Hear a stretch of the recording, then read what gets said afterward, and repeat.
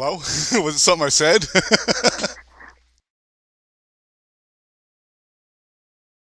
A lot of these people have been through a lot of things and their stories are fascinating. All right, and just remember, like everyone needs to know, right hand on three. Give them the shocker.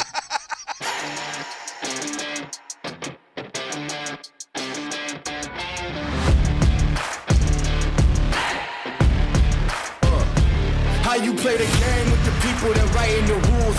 Ain't the fame that I'm after when paying the dues. I've been through the pain that's reflected in the attitude. Might be winning now, but the thing is that I had to lose. So go and tell me what you really want to do.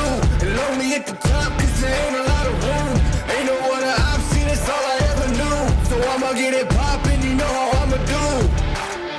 I've been down through the blood and the sweat. Guarantee you can know I'm a threat. I've been down through the blood and the sweat. And I ain't close to being done yet, I'm going all in. Yeah, I'm going all in. And I ain't close to being done yet, I'm going all in. Yeah. They know I'm going all in. Through the blood and the sweat, y'all know we ain't close to being done yet, I'm going all in. I've been down from the jump. Ain't no love lost, we just really doing us. Go and take your seat, looking silly getting up. Y'all know what it is, let me tell them what it was. It was 24/7 on the grind, one thing at a time. Hard to understand, kind of person got the state of mind. We was making moves every day, getting things in line. You could go and say what you want, but believe that I've been down through the blood and the sweat. Guarantee you can know I'm a threat. I've been down through the blood and the sweat. And I ain't close to being done yet, I'm going all in. Yeah, I'm going all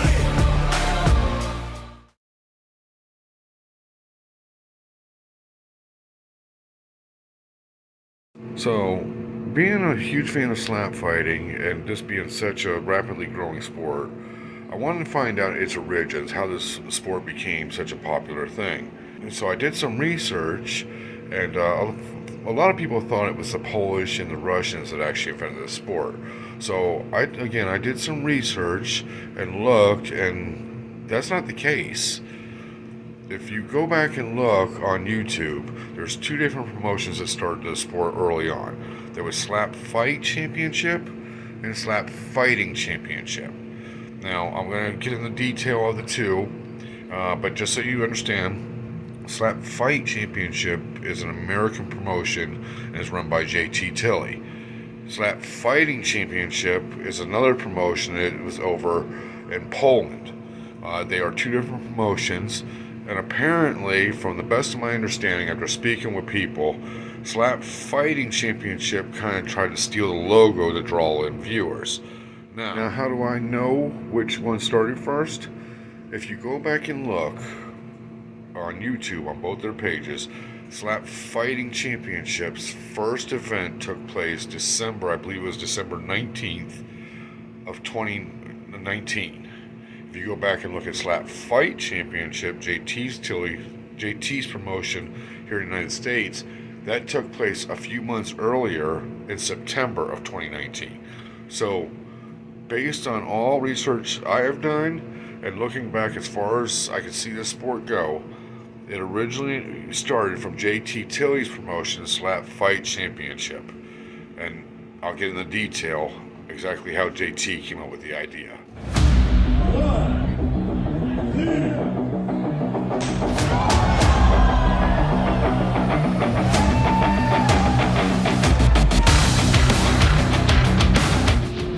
So, after I had spoke with JT to find out the history, after verifying that his promotion was actually the very first one officially that had a video released and showing event dates, but after I verified that, I spoke to JT and I asked him how he came up with the idea. Now, the origins of slap fighting started when JT was touring. He was with a band and he was touring. It was in Texas, and one of the bars, or some of the bars down there, some of the waitresses used to go around and get slapped for tips. And JT, being a promoter, thought, hey, there's something here. So he took that and came up with all the rules that you see today and designed a sport out of it. But the best, of my knowledge, after doing a lot of research, JT Tilley came up with the idea, again, at some bars down in Texas, watching some of the waitresses get paid a lot of money or get paid tips to get the shit slapped out of them.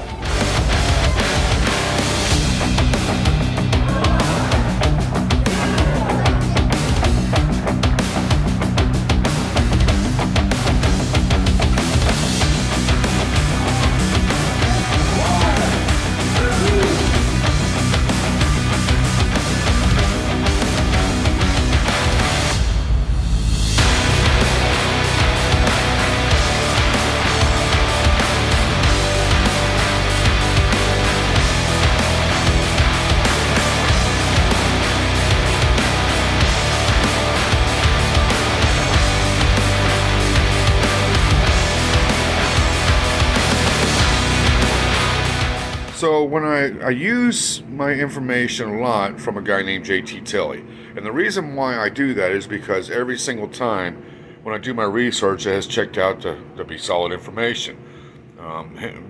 Example of him saying when people thought that the Russians started the sport, I went and looked, and in fact he did start it months before the Russians were posting their first live event, and several other things. Now, another common mistake that people seem to think is that this sport started during the pandemic. Once again, JT Tilley had sent me a message saying, no, that's not the case. I started this before the pandemic. So I went and looked, and sure as shit, once again, his story checked out. The pandemic in the United States started January of 2020.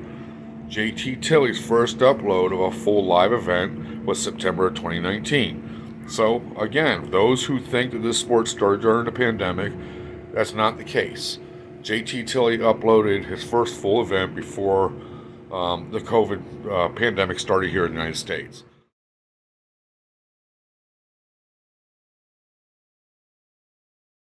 All right, this one is a little different. Now, Dana White thinks Power Slap is the next big thing. Okay. How do you feel about the sport, first of all? Have you ever watched it? I have watched it. Props to those guys.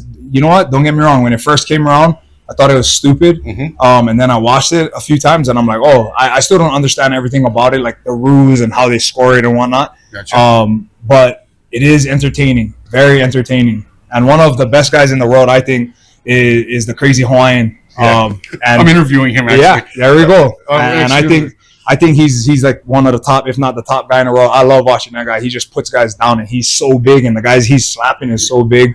But that being said, I that's not something I would do unless I could slap first. And if I don't knock that guy out, I'll be like, you know what, never mind. Dana White is saying that Power Slap is going to be the next big thing. And I remember the early days of UFC when it was in the dark arenas and stuff, and there'd be maybe 200-300 people. He thinks it's the next big thing. First of all, I don't believe you watched Power Slap yet, have you? I have not seen the actual event yet, no. Okay, have you seen any of the clips? I've seen the clips, yeah. Okay. What do you think of the clips? An honest opinion.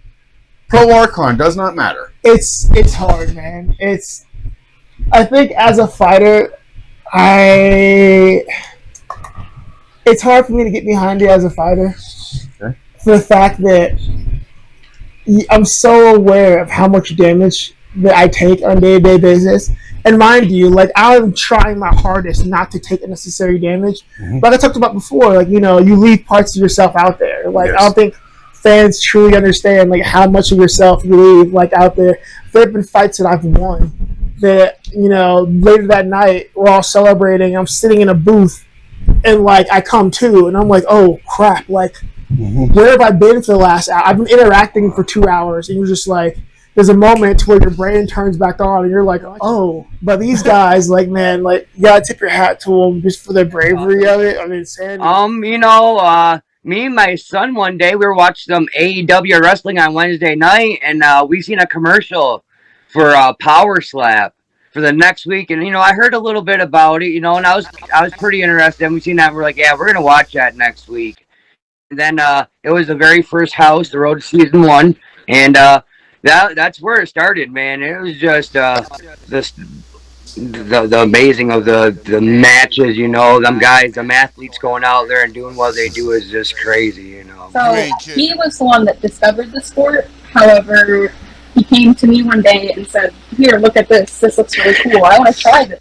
And I was like, "Well, then message them, hit them up, see what they'll say. What's the worst they can say?" Long. First of all, how did you get into slap fighting, brother? So I was getting into MMA, and I ended up getting pneumonia back in 2014, and I ended up in the ICU unit, and I was there for about a week and a half, and when I got out, they put me on an inhaler and everything. I guess I had a lot of scar tissue and stuff to my lungs, and pretty much affected cardio. I couldn't really do it much anymore or build it. So I had to drop the MMA thing. But during the time I was getting into the MMA, I became friends with our promoter, JT Tilley. And he just messaged me a while after and was like, "Hey, what do you want to give slap fighting a try?" And I was like, What is slap fighting?" And he's like, "Well, you and another guy would be standing across from each other, and you just smack the piss out of each other, and one of you quits, the other one wins." My JT, slap fighting journey actually started in a different promotion. It was real quick. what Not very promotion? many people know about it. Slap Fight Championship. Oh, okay. So, JT's. yeah. So I actually applied for both at the same time, Power Slap and Slap Fight. JT responded to me immediately, and gave me an opportunity. I drove out. My wife and we drove out to an undisclosed location, but we drove across the states, and I actually was part of his first Challenger series that they ended up doing. I won. I had one match. I won the coin toss. I hit him once. He went to sleep.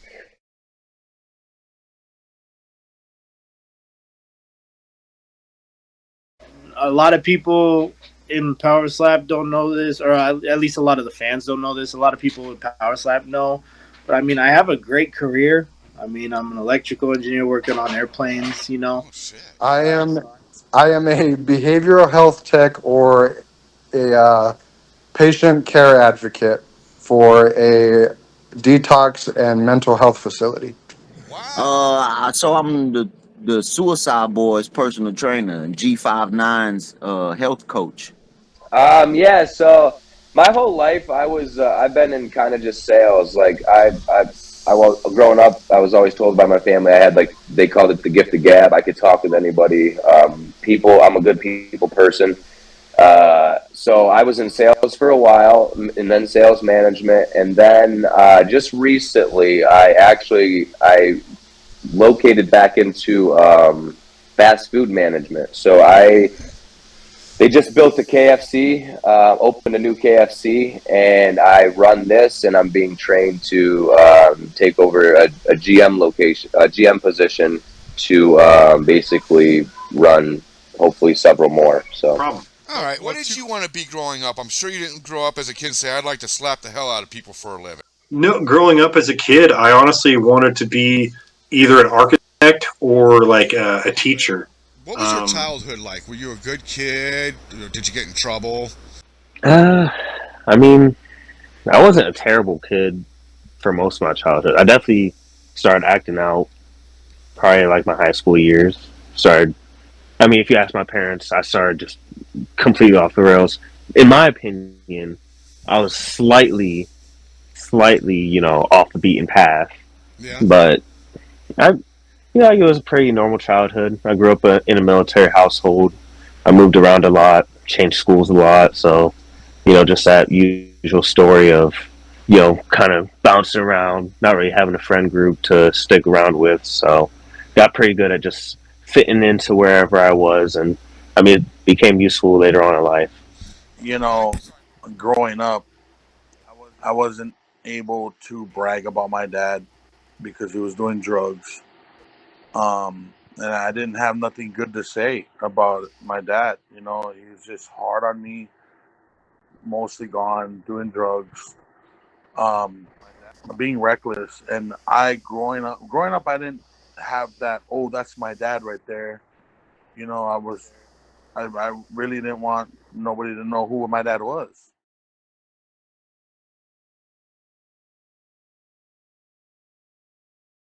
I know I spoke to you when you first came to Vegas, started coming to Vegas about the fighter pay. But now you're recently married and you have 5 children between the two of you. Do you think fighter pay is enough for not just your family, but other large families that are competing in Power Slap, like the Crazy Hawaiian and Vernon? Do you think the fighter pay is enough for fighters these days? It is if we get matches. I mean, I know like John Davis. I think he's only had one match this year. I've only had one match this year. I mean, kind of hard coming off of the year before where I had 3-4 matches. You know, getting quite a bit to one match in a year so far, and I mean it's kind of hard to live off of that. So I think I still stand by the pay is pretty good, and I'm happy with the pay. I just would like a couple more matches a year other than 1 or 2. With that said, is the fighter pay in your weight division enough for a guy with a big family? I mean, for Power Slap to be my career, no. I'm still working a job and doing odds and ends on the side to bring in a little extra here and there. Especially, I mean, I haven't fought since last October, so the only thing that I've really been able to do Power Slap wise was coach one time, and that sure as heck ain't gonna pay the bills. Power Slap has gotten big enough and wide enough around the globe for us to hopefully, I would love to not have to work a regular job or only work part-time, because I'm sure I'd start going stir crazy here at home. My wife would kick me out or something. So I don't think I should be getting paid as the same as the new guys in season 3 or the new guys in season 3. To be honest with you, I don't think I should be. I think I should be treated with a little bit more respect. I was here before it started. 8 months before it even started. I'm not talking about nothing, but I'm telling you, I've been there since the get-go, from the scraps, from when it was $2,000 to start. Dana, if it was Dana White, personally, if Dana White handled it, because everybody thinks Dana White handles everything. It's a person under him, his little lawyer that handles everything, and I can never just talk to him, because me and him don't ever see eye to eye to anything. I'm talking about Frank Lamaselli. I don't feel that it's enough. I think it definitely needs to go up, but I also understand that that's in part that's on me too. We're in the business entertainment, and I have to entertain people. I have to bring money to the business to try to ask for money. Obviously I do think I've done that, and I think I've earned my share. I feel like I deserve a good amount, but moving forward, I understand, I need to continue to grow my following, my business entities, and help build the sport if I want to get paid. All right, fighter pay. Now, you've been in the promotion now for a little over a year, but some of the newer guys are coming in and making the same pay from what I hear. Do you feel fighter pay is fair still for people coming in and people that have been in it now since the beginning? Man, that's a real gray area. I get paid well. Do I think I could get paid more? 100%. Am I upset at my wages and what they give me? No. But I just know everything comes in due time. And, I just some of the guys that get upset about it is they see the UFC and they see how much they're getting paid. But also they got to realize this is a business, and you're bringing in fans, you're bringing in sponsorships, you're bringing in this. So at the low level when we're starting, I mean, I get paid okay. Do I want more? Yes. Do I think I deserve more? Yes. But I feel like it's been fair depending on if you have matches under your belt throughout the year. But there's fighters that have one match, two matches throughout the year. I feel like it could get higher, especially for individuals that are highly ranked and have been highly ranked for since the beginning. I feel like there is a big difference in, or there should be a difference in pay, and it kind of should be shown. It should be reflected on what your rank is and what you've done for the sport, and have you performed yet? So it's I feel like that's the only thing that I feel like does need to change a little bit. Just kind of like. But fighter pay. Do you think fighter pay is fair?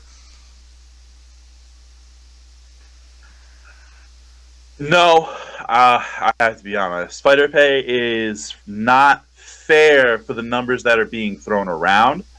Now, if you're telling me we made $700 million already and that's in the gas tank, I think we could get paid a little bit more.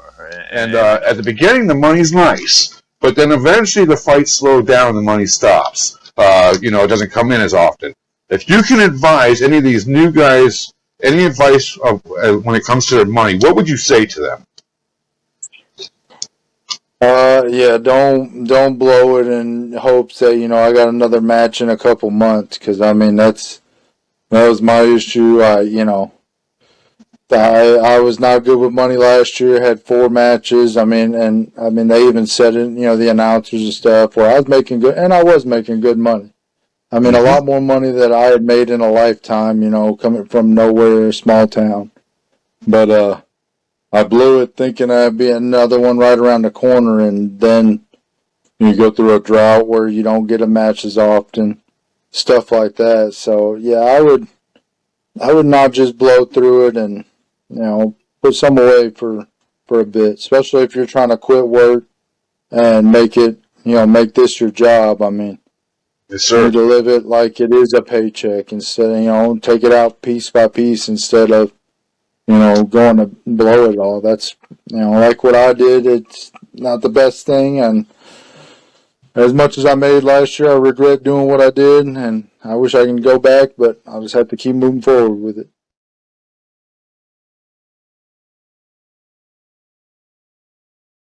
Because there was a very famous fighter who mentioned that if you ever want to see a bunch of meth heads slap each other, go watch Power Slap.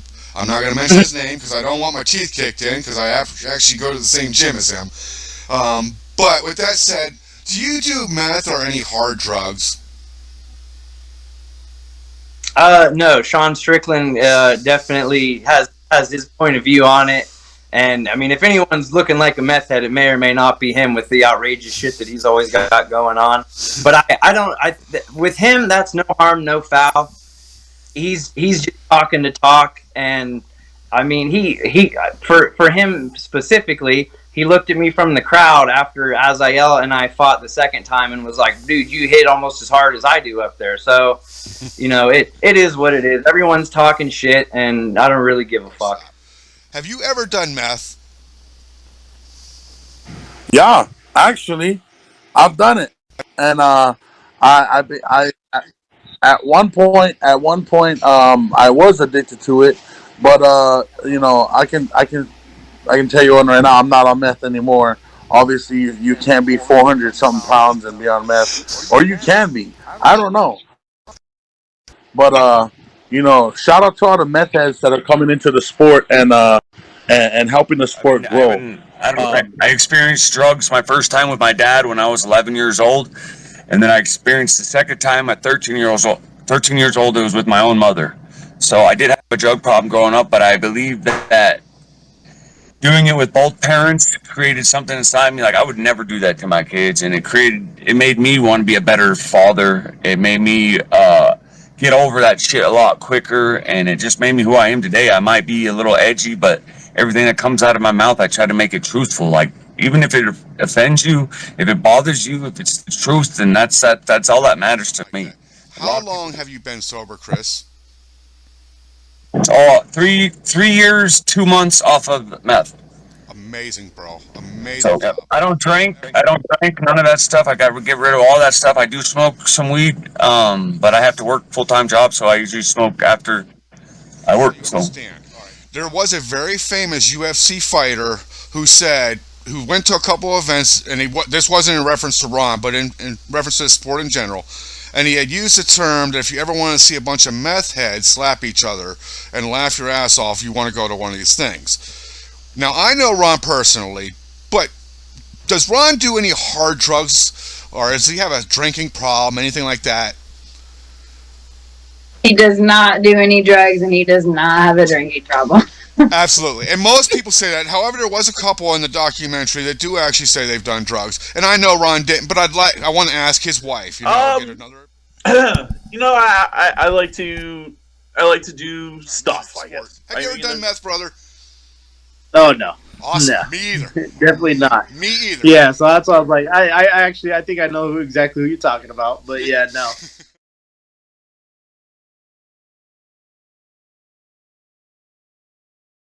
Little kids, it's all about the kids, bro. At the end of the day, I live my life for my kids. My biggest help and my biggest inspiration is training kids now to this day. So like, at the end of the day, the kids. Oh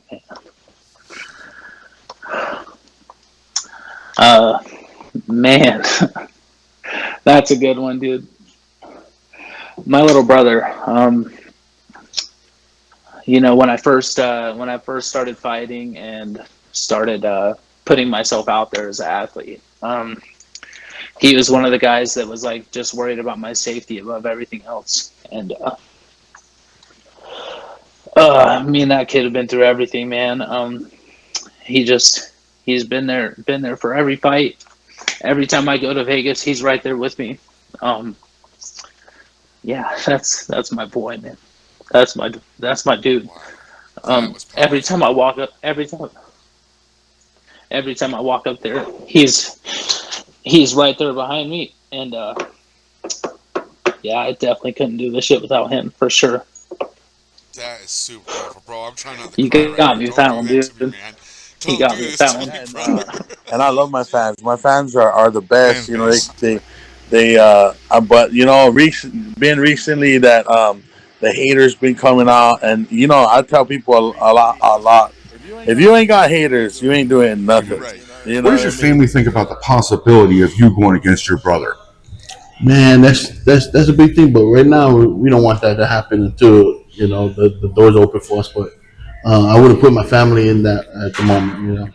Okay. Now, what if you guys did compete and one of you got hurt? What would it do to your family? Because Hawaiians in general are family oriented, and your family is always there for you. What would it do to your family if you guys hurt each other? Man, we'll pick ourselves back up, but our family would understand that we're doing it on our own. But we got lickings when we was young, so man, we got hurt more when we was young. So I mean, if we get knocked out, it's not so bad, or whatever happens. But if the worst comes to worst, we just everybody come together and pray together. That's really how Hawaiians and local people work. We all come together in unity and pray, because like we can do this alone with ourselves, but to get the belt, you gotta go alone. Yes, sir. Yes, sir.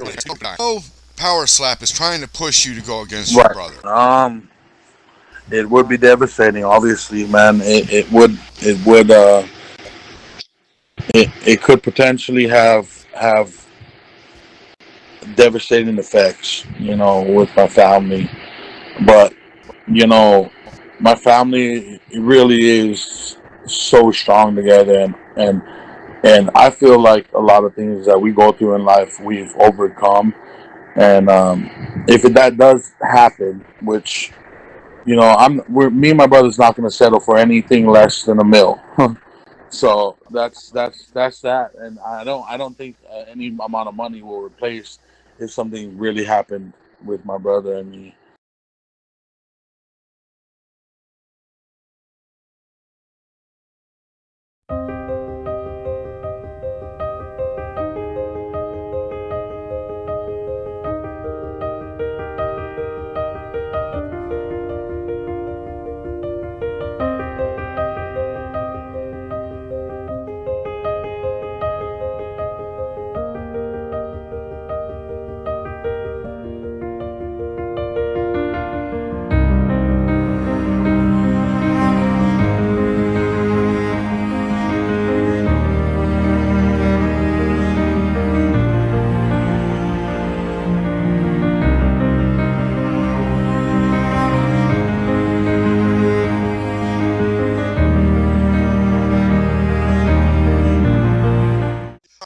Robert Walzak, I think his name's known as Wallace. Remember him?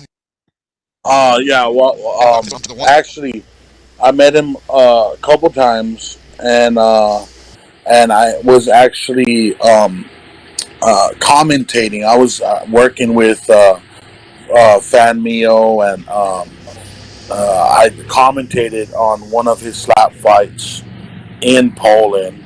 It was a war at Warsaw, and I remember that dude. And he is a super big guy, bodybuilder guy, right?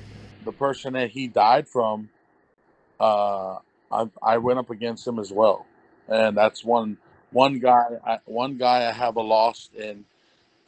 That's one. They actually tried to take the loss away. About the Russian side, Artur Wallace, I believe his name was, the guy that was slapped and he died. Are you familiar with him? Who?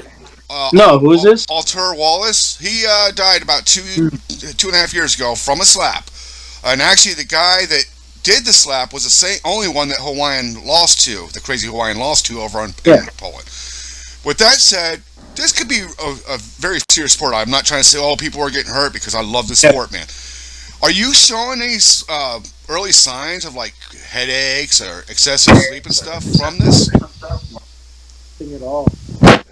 Yeah, nothing at all. Yeah, my tattoo artist just asked me about that right now. Hold on, I'm gonna set you down for a second. Hey, you're good. Yeah, no, we literally just talked about that, and they're asking if I get headaches or anything, but no.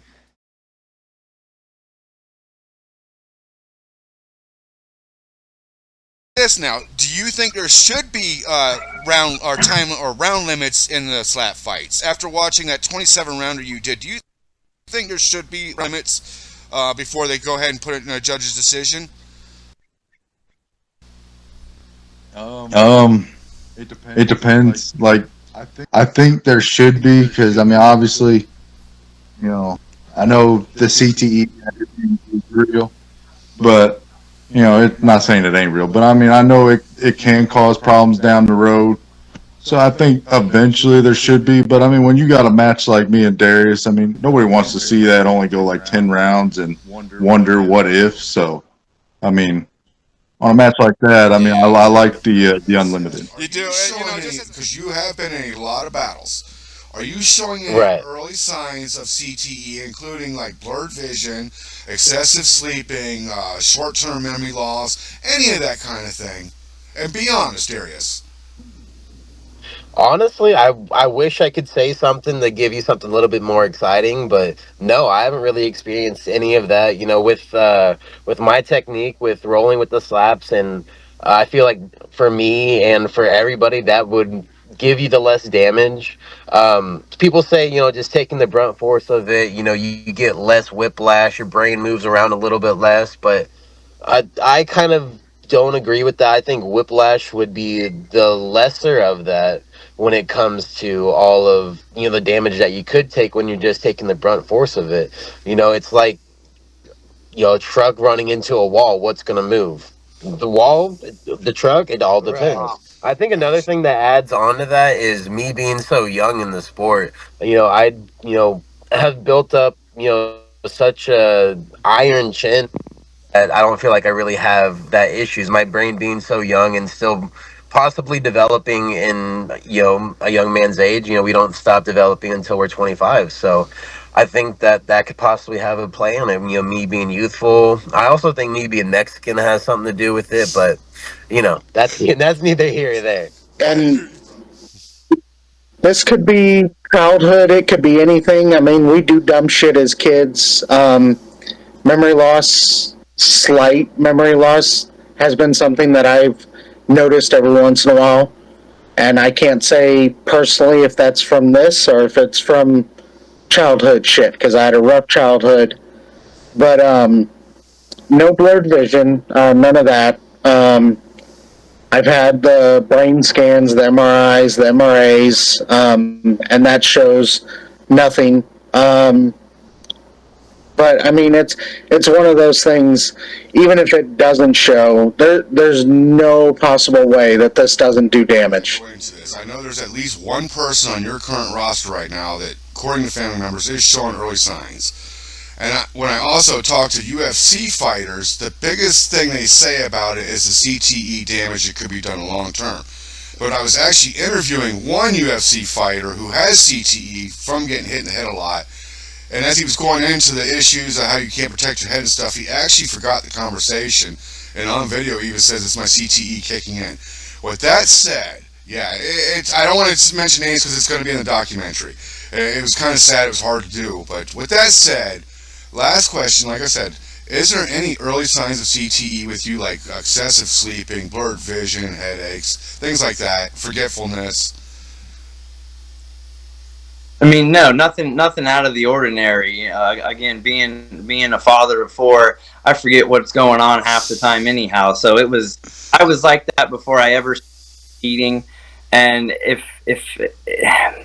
I'm gonna have damage from anything, it wouldn't really be power slap. Yes, I've taken hard hits to the head, but also, if I go spar at Muay Thai or any of that, I played football for years, where it was back in the day where the name of the game was sprint down there as fast as you can and smash into somebody whether they have the ball or not. That said, is there any signs of head trauma that you noticed early on in his career at this age? Really, the only thing I think I would say that I notice is maybe a little bit of memory loss. Sometimes some things can come kind of hard for him that shouldn't be. So I'd say that, which I've told him and he knows. So I don't know. I feel like one day it'll happen. Something will happen, but I literally feel like a normal person. Like I don't feel like I don't feel like I get slapped in the face for a living. You know what I mean? It's kind of weird. I am keeping caution. I am listening to my body. I'm majorly in the recovery game.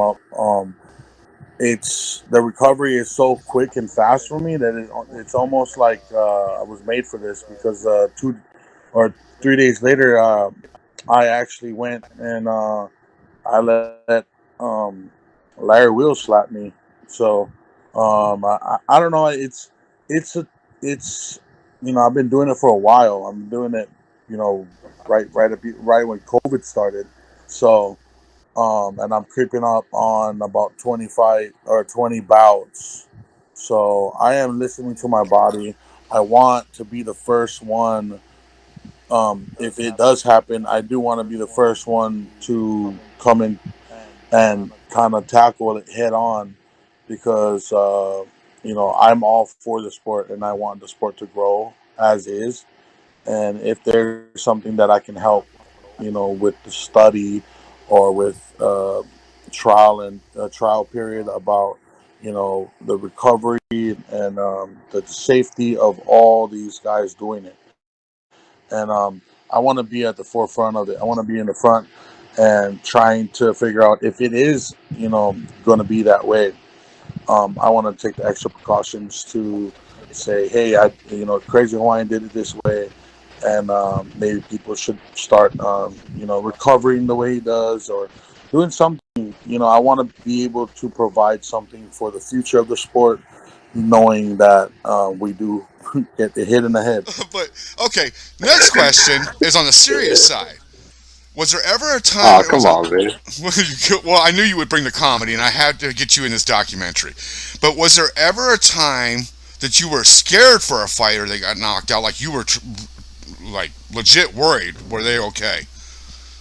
Yeah. Once again, I'm gonna have to bring it back to one of my crowd favorites, Rocky, man. Okay. Rocky took one where he did something to the inside of his mouth, man, and there was just so much blood coming out. We had paramedics there, everything. He was taken care of well. But I thought about that one, man, for a long time, man. It had me shook for a minute. In comparison to MMA and boxing, would you say that getting slapped could possibly be worse, equivalent, or maybe not as bad? Because you have taken some hard blows in your career. I think, honestly, I'll probably say equivalent or worse, merely because you're not like in a fight. Yeah, you will get cracked, whatnot, but your goal is to mitigate that as much as possible. Yes. You're moving your head, you're moving your body, you're moving your feet, you're blocking, you're slipping, you're rolling. When you're just taking it, you're letting like some of these dudes are big. Some of these dudes are big. You're just letting, and it's like every fight being what's his name, Don Fry. Yeah. And just sitting there, just letting a big dude just go over and over until somebody falls. Like you can watch an entire MMA fight and have nobody taking on a guy. Nobody comes out with a black eye or a bloody lip.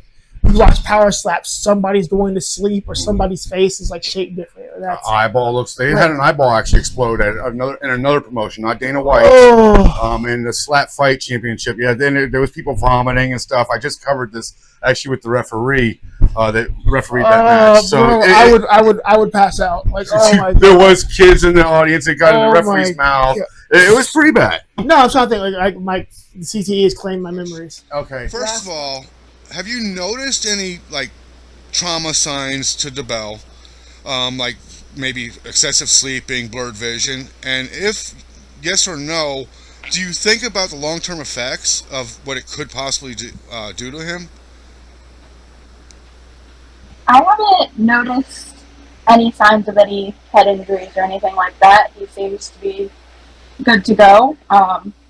I don't really have much concerns for it just because of how well he seems to handle it, and I know he listens to his body well enough to know when to stop if he needs to.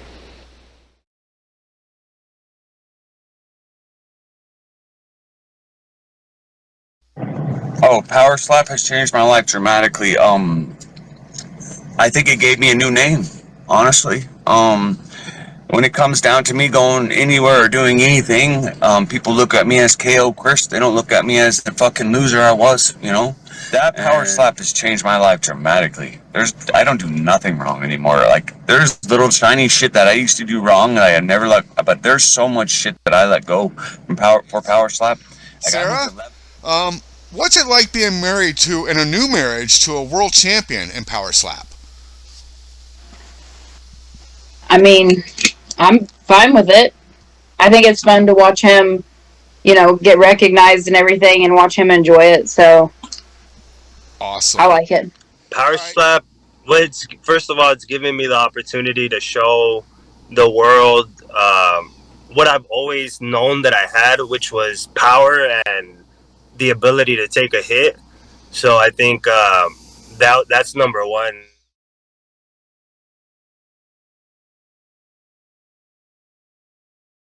But what would you want to be most remembered for in this life? Man, really changing or for at least changing the mindset of the youth, the younger people, because nowadays like nobody really encouraging younger people just doing a lot of crazy stuff. What would you most want to be remembered for in his life? What would I want to be remembered for in this life?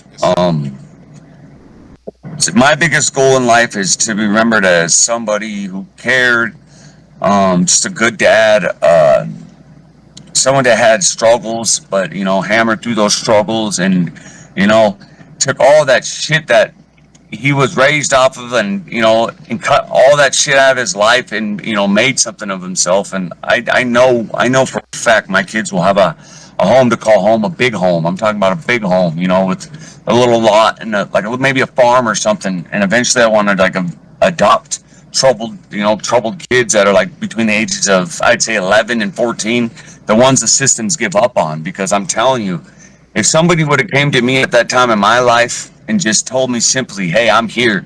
Hey, I care. I'm right here with you. It would have made a big fucking difference in the way I made moves in life. I'm telling you, I would have probably been better off. My resilience, more than anything, for me personally, my resilience, and motivating others to be as resilient. Understanding that life's hard. Everything has its obstacles. Everything has its difficulties. But saying 10 toes down, being resilient and being able to push through and fight through and work through different problems, different things that occur in life. Just what is it you mostly would like to leave for them?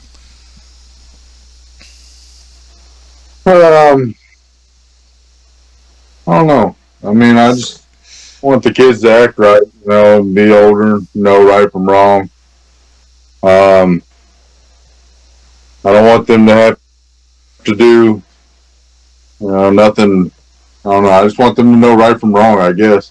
Like to leave them, my goal is still to buy a house, and be done. Um, and I mean, there's already a house on this property as well. So, I mean, I want to fix that up so that way I can leave them, something. But just making sure the family's taken care of, to be honest with you, that's the main thing. Now, what would I also want to be remembered for? What would you most want to be remembered for in this life? Honestly, my whole goal in life is I'd like to do good. Everyone's up and down. There's people that hate me. There's people that like me. It's a roller coaster. But honestly, my goal in life is to be that guy that all the kids would be my grandkids' age are like, oh man, you know about Vern? You know what he did back in the day? For me to be able to go through life and then at the end of the life, still people be like, oh man, Vern was a cage fighter. Vern did power slap. He did Highland Games. I mean, he broke a guy's hand at a bar once. Just all the stories. My life, I want to end it and be remembered of just how it was this amazing journey. What do you most want to be remembered for in this life?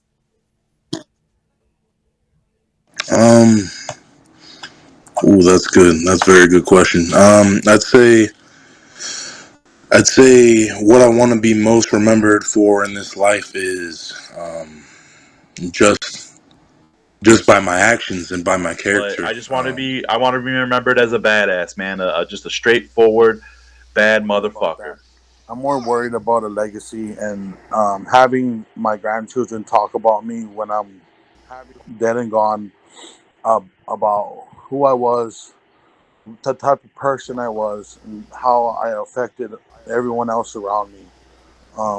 That's what I want to pass down. It's just a legacy and a conversation about me with my family, and I want to be known as this great guy. Obviously I'm in the hurt business. Same thing like a MMA fighter or a boxer. Um, but I do definitely want to pass down memories of good times, and my family can say, the crazy Hawaiian was our grandfather. Looking back at your career, because you've been doing it now for a few years, you've had a lot of fights. Do you have any regrets doing this sport? No, not at all.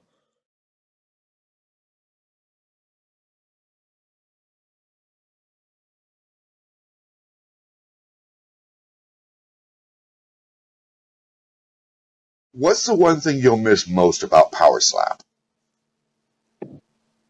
I think what I'll miss most about it is, just competing.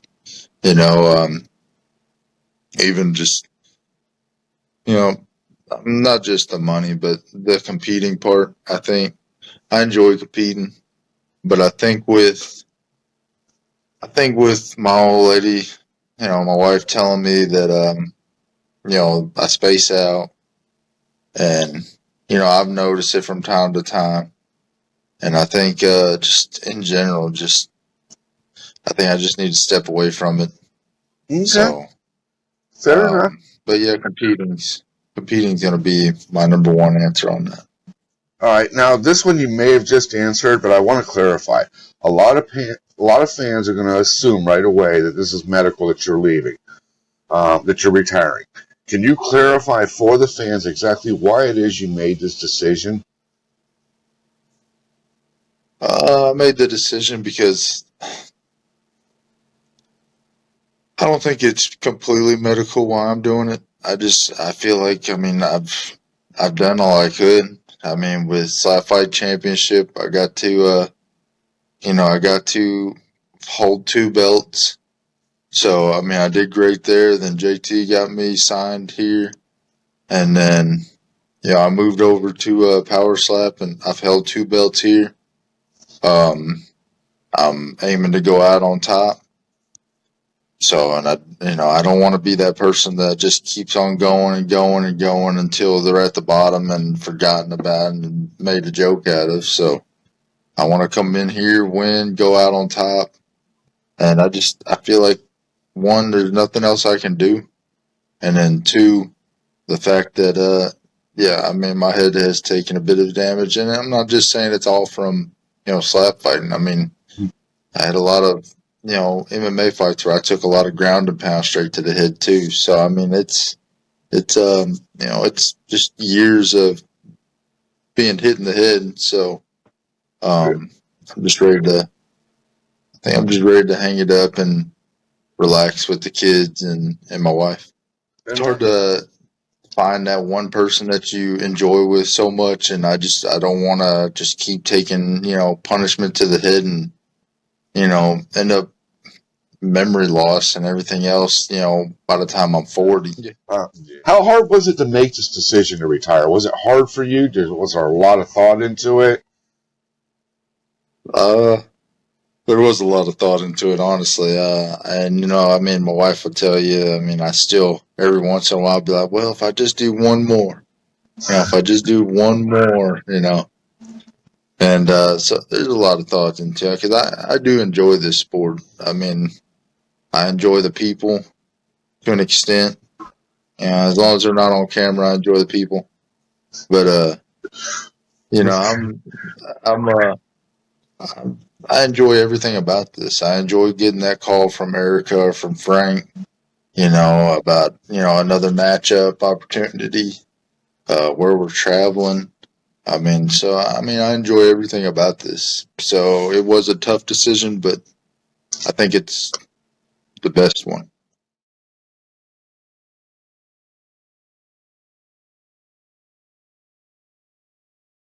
What was the funniest knockout you've ever seen? Oh shit! I've seen a lot of knockouts, bro. Hold on, bro. Funniest knockout, dude. I've probably seen over 100. I've probably seen over 150 knockouts and caught 75 of them in my hands. I know. So hold on, bro. Holy shit, dude. People ask me all the time how many knockouts you see. I'm like, man, out of 10 fights, at least 5 or 6 typically.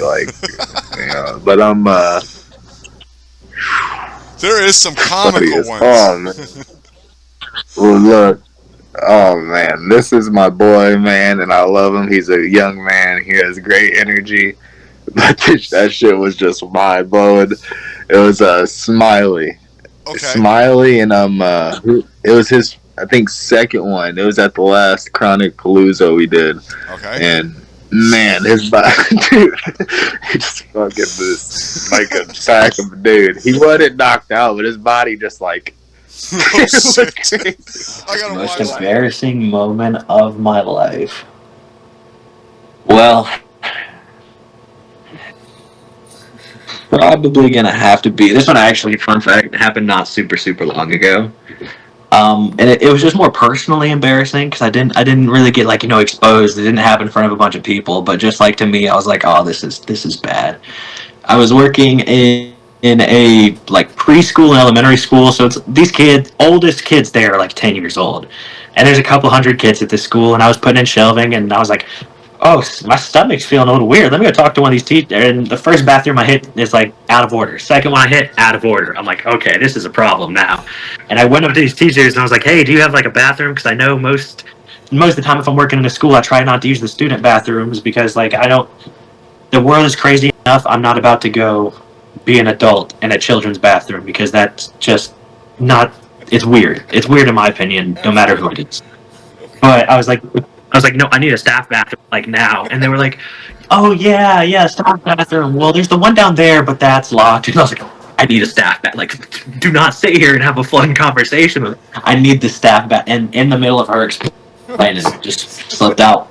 And so I'm just, in a room full of 5-year-olds, and I was like, all these little kids, and I'm the one that just shit my pants. I saw a small clip from your last pay-per-view and I thought it was an eyeball. I heard there was like people like vomiting or something out there. I did it go on the audience or something? I just saw a quick clip and I didn't get to pay attention. Can you tell me this situation that happened at your last pay-per-view? So look, bro. It was a battle going back and forth. Two guys who wanted, two long-armed, skinny, long-swinging guys, man. They were bringing it from downtown, and this man's eyes swelled up, I think, the 4th or 5th round so fat. Yeah. And, man, we've had a similar situation, and we didn't learn our lesson from that one, you know, and we asked him if he was all right. So, but it was not this bad, dude. Dude, he hit him that last time, bro. Dude, it's like an instant stomach ache every time I gotta talk about it, bro. Because there's no respect to him, dude. But like respect to not anything against that guy. But dude, it just splattered me when it, unfortunately, my mouth, my face, all over my shirt. Ladies behind me were like gagging, throwing up. Some weirdo, if you watch the video, didn't move an inch. He just stood there like he liked it. It was crazy, bro. I don't know who it was.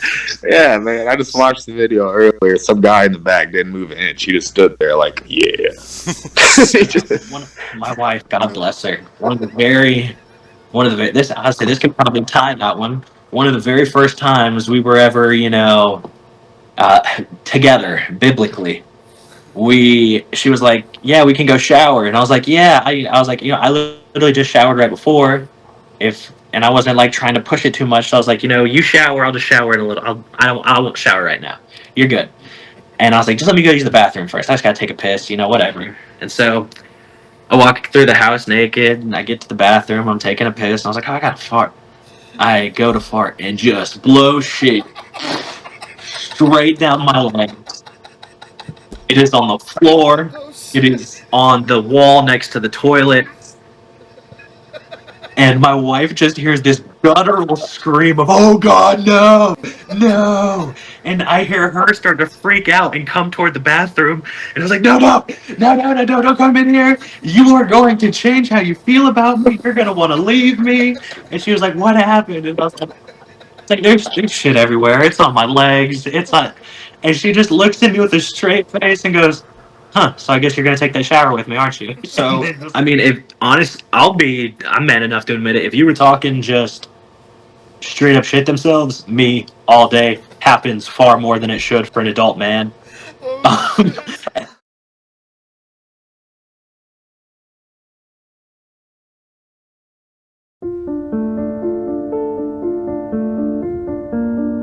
My coach Wolverine, what I like about Ron the most is he always, no matter who it is, he tries to keep it, he doesn't try, he does keep it clean, and he keeps professional. I think, honestly, they need to pull some of the OGs, because he wants a couple more matches and probably try to retire because his brain, he's done a lot of matches. And I think they should bring somebody like Wolverine in to observe. Like, be right there at the face while we're slapping, because Wolverine won't let shit slide. How did you meet Ron? He slapped me in the face. Okay. I met him at one of the first slap fights that we did, and he was he was bigger then, so he was in the heavyweight class, and I think I've been hit by Ron that time and maybe one other time, and never wanted to test it again.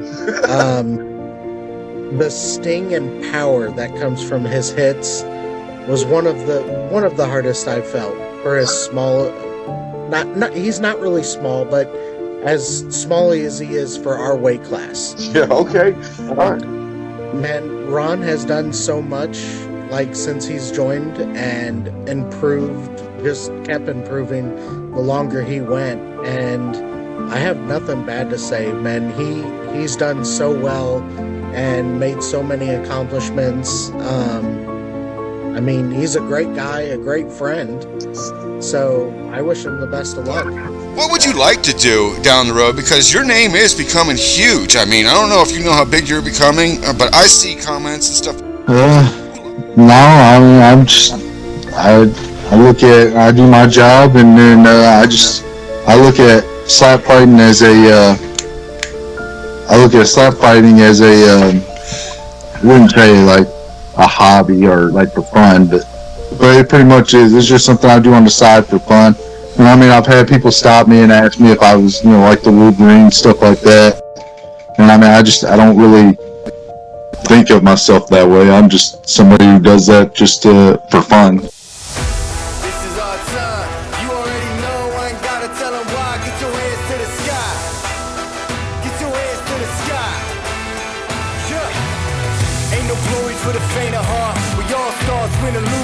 Play the part, and when the going getting tough, I get to going hard. You bring your best, and you know I'ma tear them apart. We been in survival, rivals. I ain't got no time for anyone who ain't put in the work that I do. You ain't heard about it, think I'm gonna remind you. I've been out here doing what I say, it's what defines you. This is our time, hands to the sky. You already know, I ain't gotta tell them why. Hands to the sky, this is our time. You already know, I ain't gotta tell them why. This is our house.